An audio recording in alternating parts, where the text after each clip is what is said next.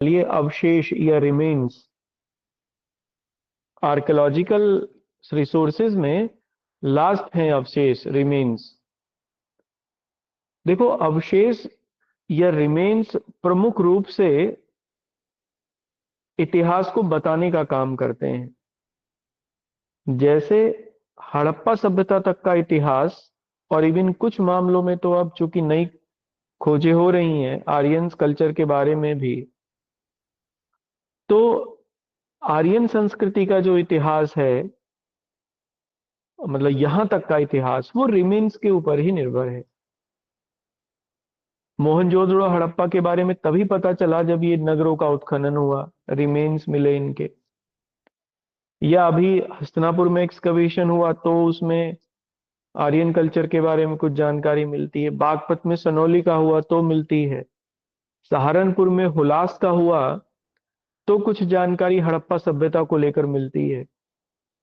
मेरे कहने का मतलब ये है कि जब तक लेखन शैली या भाषा या फिर लिपि, स्क्रिप्ट, इनका विकास नहीं हो पाया, तब तक के इतिहास को जानने के लिए केवल और केवल अवशेष ही एक माध्यम है। क्योंकि बाद में जब लिखने की कला आ गई तो फिर इंसान ने लिखना शुरू किया, उससे भी पता चल जाता है इतिहास के बारे में। लेकिन उससे पहले का काल तो पूरे का पूरा अवशेषों पर ही निर्भर है ना। अवशेषों में मोहरें वोहरें सब आ जाती हैं, सील वगैरह। तो अब इसमें भी सबसे इंपॉर्टेंट है हड़प्पा सभ्यता, हड़प्पा और मोहनजोदड़ो, उनका तो हमें मिलता ही है। या फिर चैल्कोलिथिक कल्चर का इसी से ही मिलता है पूरी तरीके से, लिखेंगे इसमें। देखो हड़प्पा और मोहनजोदड़ो कांस्य कालीन सभ्यताएं थी, ब्रॉन्ज सिविलाइजेशंस थी वो, है ना। आगे उसको पढ़ेंगे लेकिन थोड़ा सा समझो यहाँ पे, क्योंकि मैं वो शब्द लिखवाऊंगा, शब्द को लिखवाऊंगा तो मैं उसे समझा दूं, नहीं तो आप कहोगे कि ये क्या आ गया। देखो कांसा या ब्रॉन्ज, पीतल के साथ में, ये सॉरी तांबे के साथ में जिंक को मिला के बनता है। तांबे में अगर जिंक मिला दें तो ब्रॉन्ज बन जाएगा, कॉपर में। तो इसका मतलब ये हुआ होगा कि पहले तो कॉपर की खोज हुई होगी, फिर उसके बाद मेटलर्जी की खोज हुई होगी कि कॉपर में अगर हम लोग जिंक को मिला दें तो कुछ और नई धातु बनेगी, वो ज्यादा मजबूत होगी।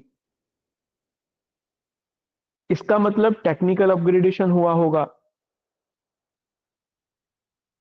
अच्छा ये बताओ, जब टेक्निकल अपग्रेडेशन होता है तो गांव अस्तित्व में आते हैं या शहर?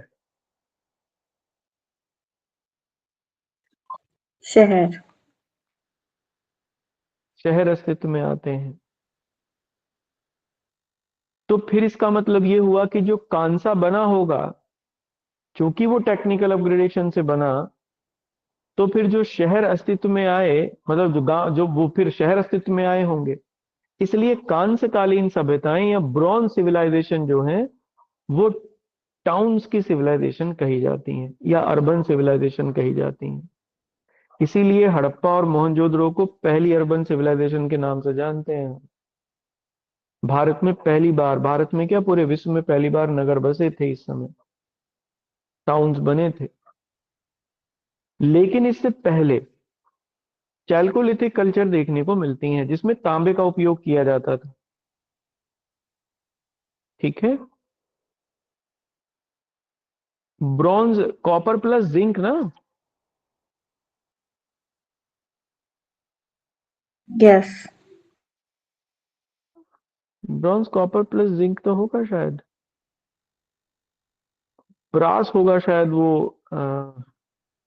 ब्रॉन्ज कॉपर प्लस टिन होगा। ब्रॉन्ज कॉपर प्लस टिन होगा और ब्रास होगा कॉपर प्लस जिंक। करेक्ट। ठीक है।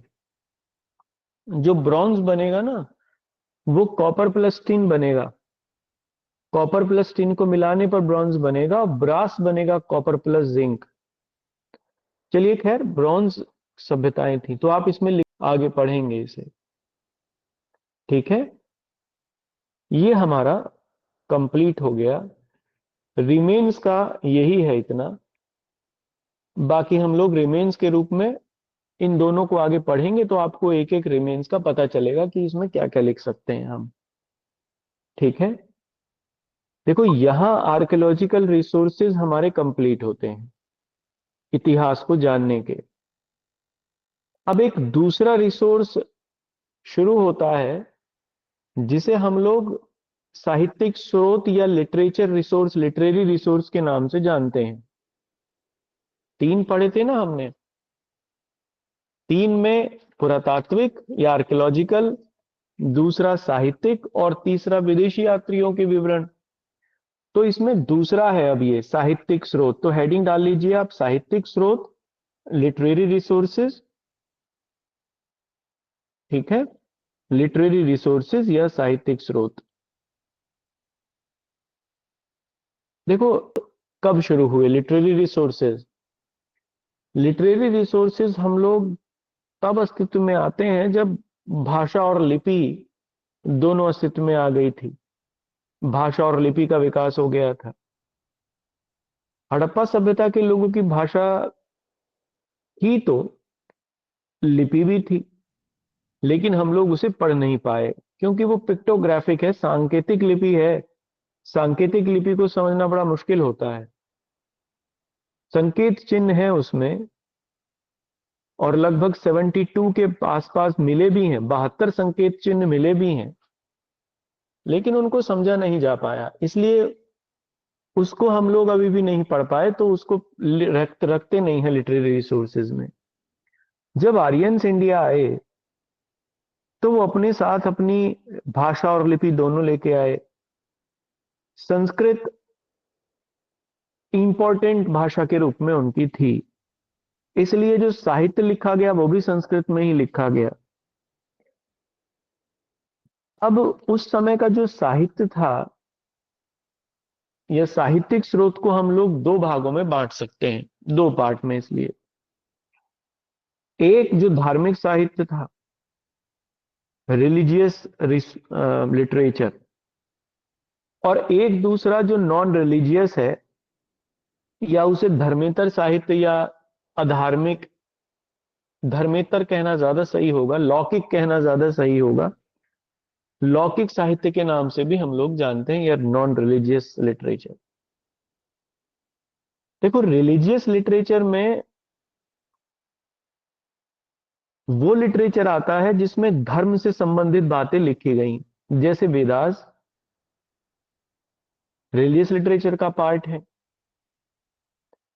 या फिर ये ब्राह्मण धर्म से संबंधित लिटरेचर पूरे का पूरा, जिसमें वेद आ जाएंगे, ब्राह्मण आ जाएंगे, फिर उपनिषद आ जाएंगे, फिर वेदांग भी इसी का हिस्सा है, वेदों को पढ़ने के लिए बने, इनको सबको पढ़ेंगे अभी एक एक करके। इसको हम लोग ब्राह्मण साहित्य के नाम से जानते हैं, ब्राह्मण लिटरेचर के नाम से जानते हैं। वेद और उसके ऊपर लिखा गया सारा का सारा साहित्य इसमें आता है। फिर एक और क्रांति हुई, धार्मिक क्रांति थी जैन धर्म की। जैनिज्म दुनिया के सबसे पुराने धर्मों में से एक है, सबसे ओल्डेस्ट। अगर सही मायने में कहें तो दूसरा सबसे पुराना धर्म है। कुछ लोग सबसे पुराना भी मानते हैं इसे, क्योंकि ऋषभ देव जो पहले तीर्थंकर थे उनको कृष्ण का अवतार माना गया, मान लिया गया, विष्णु का अवतार, सॉरी। तो बहुत पुराना धर्म था, क्रांति थी एक समाज में, तो उसका भी साहित्य धार्मिक साहित्य में ही आता है। जैनिज्म का बड़ा शानदार साहित्य है, लेकिन दुख की बात यह है कि भारत में उसे लोग पढ़ते नहीं हैं। हमारा इतना शानदार धर्म है वो, भारत का बहुत शानदार धर्म है, बड़ा वैज्ञानिक है, बड़ा साइंटिफिक है, बहुत साइंटिफिक है। खैर, और बड़ी अजीब बात है, हमारे यहाँ जो एक क्रांति के रूप में घटित हुआ उसको मानने वाले मुट्ठी भर रह गए, 1.5% से भी कम है, शायद उससे भी कम होंगे। 40-45 लाख थे 2011 में, पूरे वर्ष, पूरे दुनिया भर में जैन, भारत में नहीं पूरी दुनिया भर में केवल 40-45 लाख थे। और आपको जान के हैरानी होगी कि 40-45 इनमें से 95% और शायद उससे भी ज्यादा 96% तक उनमें लिटरेसी रेट मिलती है, दुनिया के सबसे धनी लोगों में से हैं, लेकिन अपनी जनसंख्या का विस्तार नहीं करते। बड़ा शानदार धर्म है, जैन धर्म उसमें से एक है। लिटरेचर उनका है तो उसको भी धार्मिक साहित्य के रूप में हम लोग मानते हैं, देखते हैं। एक और तीसरा है बौद्ध धर्म, उनका भी अपना साहित्य है बुद्धिज्म का, बहुत शानदार धर्म, वो भी एक क्रांति के रूप में घटित हुआ। जरा सी क्रांति हुई बुद्ध के में और वो घटित हो गया, एक नया धर्म बना, एक नया रास्ता दिया उन्होंने लोगों को। भारत में तो वो उतना सक्सेसफुल नहीं रहा, लेकिन एशिया में वो बहुत फैला और शायद इस समय एक बहुत बड़ी आबादी उसे मानती है और उसको फॉलो करती है। कहते हैं कि जितना बुद्धिज्म ने लोगों को सभ्य बनाया, उतना शायद किसी दूसरे धर्म ने नहीं बना पाया, अहिंसा के माध्यम से। पहले नंबर की बात करें तो इस्लाम की है, इस्लाम ने जितने लोगों को सभ्य बनाया इतना किसी और धर्म ने नहीं बनाया, कोई और धर्म नहीं कर पाया ये काम। देखो, धर्म का काम ही है लोगों को सिविलाइज्ड करना, उसको वास्तव में मानव बनाना पशु से, ये काम है। पहला सबसे सबसे ज्यादा किया ये इस्लाम ने, लेकिन उसमें हिंसा आ गई, वायलेंस शामिल हो गया। तो अगर वायलेंस को हम लोग हटा दें तो Buddhism was the most prosperous religion, जिसने सबसे ज्यादा लोगों को सिविलाइज्ड बनाने का काम किया दुनिया भर में। लेकिन समस्या यही है कि हमने हमारे यहाँ पर ही वो समाप्त हुआ। देखेंगे आगे क्या क्या कारण थे। तो एक उनका इतिहास, उनका धर्म का इतिहास है, उनके धर्म का अपना साहित्य है बुद्धिज्म का। तो ये तीन धार्मिक साहित्य में आते हैं, तीन धर्मों का हम लोग धार्मिक साहित्य पढ़ेंगे यहाँ पे, बहुत बारीकी से नहीं, वैसे है। ये तो धार्मिक हो गया, एक है लौकिक, या इसे हम लोग नॉन रिलीजियस कह सकते हैं। देखो, नॉन रिलीजियस लिटरेचर वो है जिसमें कुछ नैतिक नियम वगैरह लिखे गए, जैसे अर्थशास्त्र चाणक्य का नॉन रिलीजियस में आ जाएगा, है ना, सबसे इंपॉर्टेंट है। फिर अर्थशास्त्र के ऊपर टीकाएं लिखी गई, कमेंट्रीज लिखी गई, जैसे मुद्रा राक्षस लिखी विशाखा दत्त ने, है ना। फिर उसके बाद दूसरे राजाओं के दरबार में दरबारी कवि होते थे, उन्होंने बहुत सारे महाकाव्य लिखे। कलहन ने राज तरंगिणी लिखा, एक कश्मीरी कवि थे। पृथ्वीराज चौहान के का उन्होंने, चंद्रबरदाई ने पृथ्वीराज रासो लिखा। तो बहुत सारे ऐसे धर्म सॉरी ग्रंथ लिखे गए जो धर्म से संबंधित नहीं थे, लेकिन उस समय के समाज, राजनीति, अर्थव्यवस्था, इसके बारे में ठीक ठाक जानकारी देते हैं। तो फिर ये लौकिक साहित्य के रूप में आते हैं। ठीक है, समझा पाया मैं साहित्य के बारे में आपको? दो भागों में बांट के कैसे देखेंगे इसे? ठीक है। देखो, धार्मिक में तो तीनों धर्म आ जाएंगे, तो लिखो इसमें। अब आगे धार्मिक साहित्य को भी हम लोग दो भागों में बांट सकते हैं। कौन कौन से में? एक तो ब्राह्मण धर्म जिसे हम लोग कहते हैं, ब्राह्मण धर्म और उसका साहित्य, या ब्राह्मण साहित्य कहते हैं उसे। ब्राह्मण साहित्य में वेद, उपनिषद, ब्राह्मण ग्रंथ, और वेदांग वगैरह उसमें शामिल हो जाएंगे। यानी ब्राह्मण साहित्य माने जो वेद और उपनिषदों से जुड़ा हुआ सारे का सारा साहित्य है। और एक दूसरा है ब्राह्मणेतर साहित्य या नॉन ब्राह्मण लिटरेचर। उसमें फिर जैनिज्म और बुद्धिज्म आ जाएंगे, क्योंकि ये ब्राह्मण धर्म से जुड़े हुए नहीं थे दोनों धर्म। इन्होंने ब्राह्मण धर्म का खंडन किया दोनों धर्मों ने ही। तो इसे नॉन ब्राह्मण लिटरेचर भी कहते हैं। वन ब्राह्मण लिटरेचर है ना, इसके आगे डैश करके लिखो ब्राह्मण लिटरेचर के आगे। इसमें कौन कौन आता है ब्राह्मण लिटरेचर के आगे? लिख लो वेद। अब ऐसे ही लिखा जाएगा हिंदी अंग्रेजी में क्योंकि नाम है। उपनिषद, ब्राह्मण ग्रंथ, ब्राह्मण ग्रंथ, रामायण, महाभारत, पुराण और स्मृतियां या स्मृति ग्रंथ। स्मृति तो आपने पढ़ी होंगी। इनको हम लोग धार्मिक साहित्य के नाम से जानते हैं। सॉरी, ब्राह्मण साहित्य के नाम से जानते हैं। ब्राह्मण लिटरेचर है ये। अब दूसरा लिखना ब्राह्मणेतर साहित्य या नॉन ब्राह्मण लिटरेचर। तो इसमें जैन धर्म का लिटरेचर, उनके 12 अंग और उपांग, मेनली 12 अंग और उपांग, और एक वो आता है उसमें भगवती सूत्र में जिसमें महावीर का के जन्म और उनकी कथाओं का जिक्र है, पूर्व जन्म की कहानियों का। नहीं, महावीर के जन्म से संबंधित कथाएं हैं। अ, वो है भगवती सूत्र में।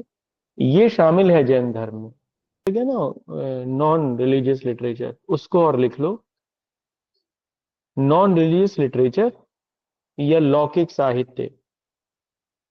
देखो इसमें कोई ऐतिहासिक ग्रंथ है, जैसे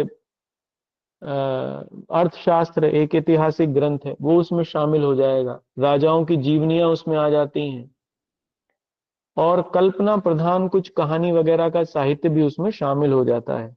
जैसे आपने वो पढ़ा होगा, बड़ी बड़ी बढ़िया वो लिखी गई है, अगर आप उन्हें पढ़ो ना ठीक से कहानियों को। बेताल पच्चीसी आपने पढ़ी है? बेताल पच्चीसी शायद चंद्रधर शर्मा की है, बेताल पच्चीसी। बहुत बढ़िया है। विक्रम बेताल की कहानियां नहीं पढ़ी हैं आप? लीजिए सबसे पहले ब्राह्मण साहित्य, ब्राह्मण साहित्य, ब्राह्मण लिटरेचर। ठीक है। देखो ब्राह्मण लिटरेचर की शुरुआत होती है वेदों से। वेद विद धातु से बना। विद, विद धातु से वेद बना, जिसका मतलब होता है जानना, टू नो। तो किसको जानना? Know about the God. उसको जानना जो दिखता नहीं है, उसको जानना जिसे महसूस नहीं किया जा सकता, उसको जानना जो वर्ल्डली नहीं है। इसका मतलब ये सांसारिक नहीं है, मेटाफिजिकल है। इसलिए वेद वर्ल्डली नहीं है, मेटाफिजिकल या आध्यात्मिक है। आध्यात्मिक ज्ञान है, नॉलेज है। तो आप लिखो सब। देखो इनको भी इनफालिबल माना गया। इनफालिबल माने कि ये भी ईश्वरीय हैं, मतलब ईश्वर ने ही इन्हें लिखा, किसी इंसान ने इन्हें नहीं लिखा। जैसे ज्यादातर जो धर्म ग्रंथ हैं हम लोगों के, उनको यही कहा गया कि वो ईश्वरीय हैं। लोगों ने नहीं लिखा उन्हें, बल्कि ईश्वर ने लिखा। जैसे कुरान शरीफ को भी, कुरान पाक को भी यही कहा गया कि वो ईश्वरीय है। अगर हम लोग इसे तर्क पे देखें, रेशनैलिटी के ऊपर जाके इस बात को अगर परखें, तो ये तुरंत खारिज हो जाएगी बात। कौन कहेगा कि वेद ईश्वरीय हैं? ईश्वर थोड़ी आया था लिखने के लिए। लेकिन अगर इसे वास्तव में उस फॉर्म में समझने की कोशिश करें जिस फॉर्म में ये कही गई है बात, तो ये इन रियली वेद भी, गीता भी, कुरान भी, बाइबल भी, टॉकिंग भी, लाओ त्से का जो ग्रंथ है, ये सब ईश्वरीय हैं। ईश्वर ने ही इनको लिखा, ये फैक्ट है। बस बाई थ्रू अ मीडियम, ये हम लोग कह सकते हैं, एक मीडियम के माध्यम से, क्योंकि जो चीजें इनमें हैं वो इंसानी बातों से तो बिल्कुल अलग है। इंसान के वो बस की बात नहीं। फिलहाल आप लिखो अगले पॉइंट में। देखो, वेदों से आर्यों के जीवन पर के बारे में पता चलता है। तो आप लिखिए, वेद बना नहीं है इसे, ऋग्वेद बना ऋक से। ऋक का मतलब है छंद और छंदों से और चरणों से बने हुए मंत्र। ऐसे मंत्र जिसमें छंद और चरण हो उसे हम लोग ऋक कहते हैं। इसलिए ऋग्वेद में छंद और चरण है। ऋग्वैदिक मंत्रों में छंद और चरण मिलते हैं। आपको लिखने की जरूरत नहीं है, केवल ऐसे ही सुन लेना है जिससे आपको याद रहे। कई मंत्रों को मिलाकर एक ऋचा बनी, इसलिए ऋग्वेद में ऋचाएं हैं। कुल मिलाकर 1028 ऋचाएं या सूक्त कहते हैं उन्हें हम, ऋग्वेद में हैं। ये 1028 सूक्त 10 मंडलों में बटे हैं। 10 मंडल माने चैप्टर, यानी 10 चैप्टर्स हैं ऋग्वेद में, जिनमें से 1028 सूक्त हैं या ऋचाएं हैं। इन 10 मंडल में से पहला और 10वां, ये सबसे बाद का है। पहला और 10वां मंडल सबसे लास्ट में लिखा गया। बाकी के जो थे ये लिख लिए गए थे पहले ही। तो आप लिखें। सूक्त को हम श्लोक्स कह सकते हैं सूक्त या को श्लोक श्लोक्स? नहीं कहेंगे ना। अच्छा, ठीक है। श्लोक जो शब्द है वो गलत है। एक्चुअली श्लोक बाद में बना। देखो, मैं आपको वेदांग पढ़ाऊंगा, अभी आगे वेदांग बताऊंगा। वेदांग जो थे, वेदों के अंग हैं। वेदों के अंग को हैं चूंकि, इसीलिए उन्हें हम वेदांग कहते हैं। वेदांग कुल मिला के 6 हैं।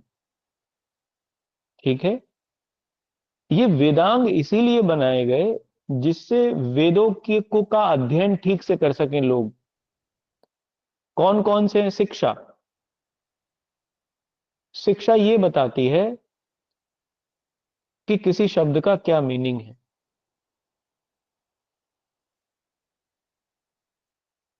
कल्प। कल्प हमें यह बताता है कि जो वैचारिक आधार है उस शब्द का वो क्या है। व्याकरण। व्याकरण ये बताएगा कि शब्दों से मिलकर वाक्य कैसे बनेंगे या सूक्तों की रचना कैसे होगी। निरुक्त सबसे इंपॉर्टेंट। निरुक्त बताता है कि किसी ध्वनि का क्या मतलब है। What is the meaning of sound. आ, बा, सा, टा, ऊर्ध्व, मूलस्थ, कंठस्थ, मूर्धन्य। इन सबसे आवाजें जो निकलती हैं इनका मतलब क्या है। तो मोटे तौर पर आप समझ सकते हैं कि शब्द की उत्पत्ति कैसे हुई है। That is the base of Nirukta. क्योंकि संस्कृत के एक शब्द का बड़ा गहरा मतलब है। फिर है ज्योतिष। उन लोगों का यह मानना था